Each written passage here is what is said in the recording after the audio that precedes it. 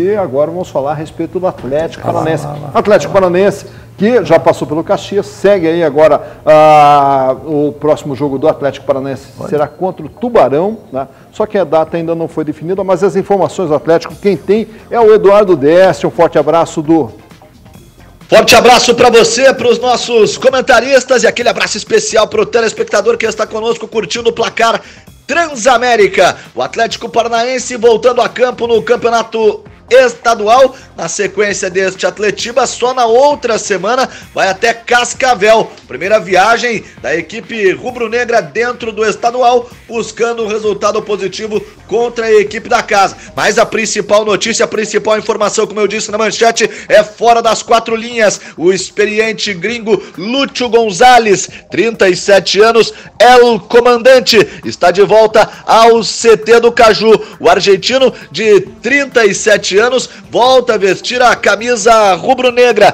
Lúcio é muito identificado com a torcida atleticana, tem números muito interessantes, 56 jogos, 7 gols, para um jogador de meio campo que já tem uma certa idade. O Lúcio despertou o interesse do Fernando Diniz, inclusive ambos já conversaram e o jogador vai ficar à disposição do comandante técnico do elenco principal do Furacão. Boa notícia para o torcedor rubro-negro, foram 58 partidas e 6 gols do Lúcio Gonzalez, o argentino, El Comandante, que está de volta à equipe atleticana. Assim sendo, eu retorno com você aí nos estúdios do Placar Transamérica.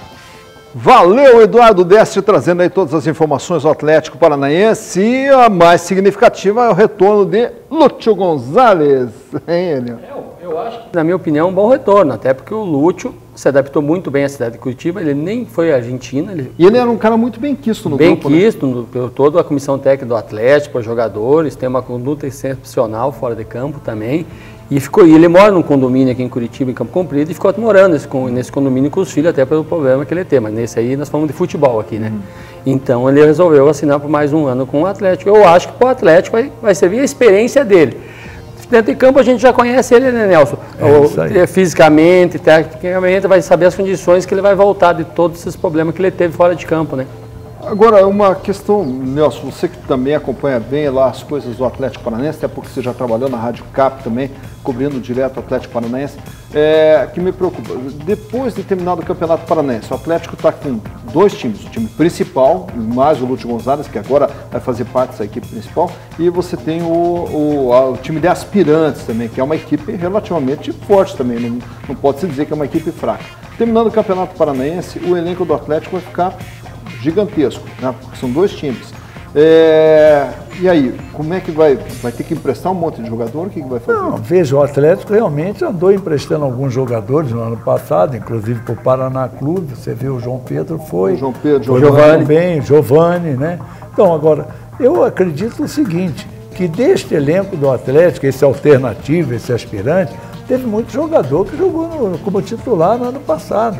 Então, eu creio sempre o seguinte, eu digo, um time de futebol forma-se com 18 jogadores titulares, 18. Aí você tem mais o quê? 4, 5 reservas que podem ser chamadas. Por quê?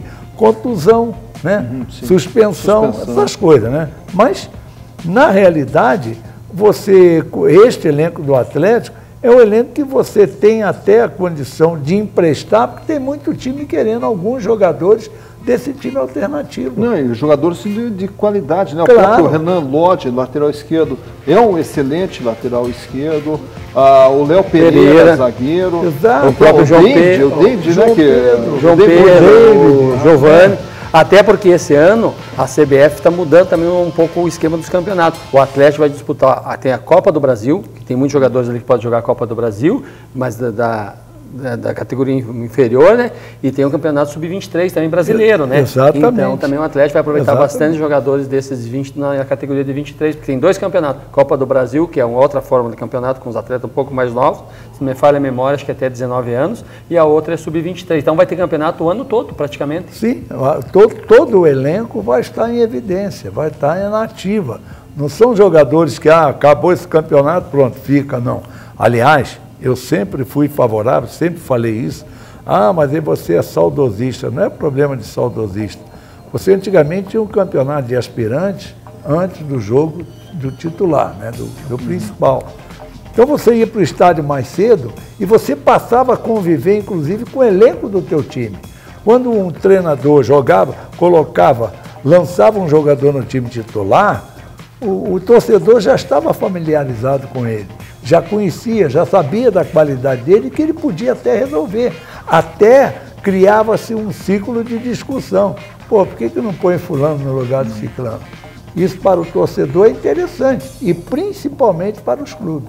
Agora, o que eu senti também nesse começo, analisando tanto a equipe de aspirantes como a equipe principal, nesse começo tem dois jogadores que me chamaram muita atenção. Felipe Dorta, que pelo menos em 2 jogos, 2 gols, me chamaram a atenção positivamente, Felipe Dorta, e negativamente, Ribamar. O Ribamar não vive um bom momento. No final do ano até ele teve um momento assim de explosão. Era Leão de treino no início desse ano, né? Fez todos os gols da preparação antes de começar o campeonato. E no campeonato ele não está desempenhando o bom futebol. Mas o Ribamar eu considero um bom jogador. Ele só não está com aquela, como é que posso chamar, aquela sorte de centroavante, que chegou na área tem que fazer o gol. E aí isso prejudica muito ele, né? Não, ele como na carreira, né? Porque ele é bom jogador, ele só está fazendo a sorte, mas não sei se no futebol centroavante tem que ter muita sorte, né, Nelson? Não sei como é que pode, porque também é ruim. Tem 3 partidas, 3 rodadas, né? É verdade. Então claro. É difícil você ainda criticar muito o jogador, porque você acha que você está de má fé com o jogador, que você não gosta do jogador, mas é que a gente falou, nós estamos falando do atleta, né? Então para tudo tem que dar tempo. E o saudosista que você está falando, Nelson, um passarinho me contou que o Atlético vai pôr o aspirante em partida antes do time principal. Isso é muito bom, é claro. Aliás, eu acho que a federação deveria de voltar com esse esquema de aspirantes antes do jogo principal. Quer dizer, o cara paga o ingresso e vê 2 jogos. Né? O Atlético está com um projeto para pôr os aspirantes antes do time principal. E isso é interessante. Agora, tem um detalhe, você falou do Ribamar, né? Agora, a bola tem que chegar também, porque ele não é, geralmente centroavante, não é jogador daquela qualidade, daquela virtude de driblar, não. Ele é finalizador. Agora, tem que ter condições para isso. Agora, ele teve 2 chances agora e, lamentavelmente, o próprio Nicão teve uma que o goleiro já estava batido.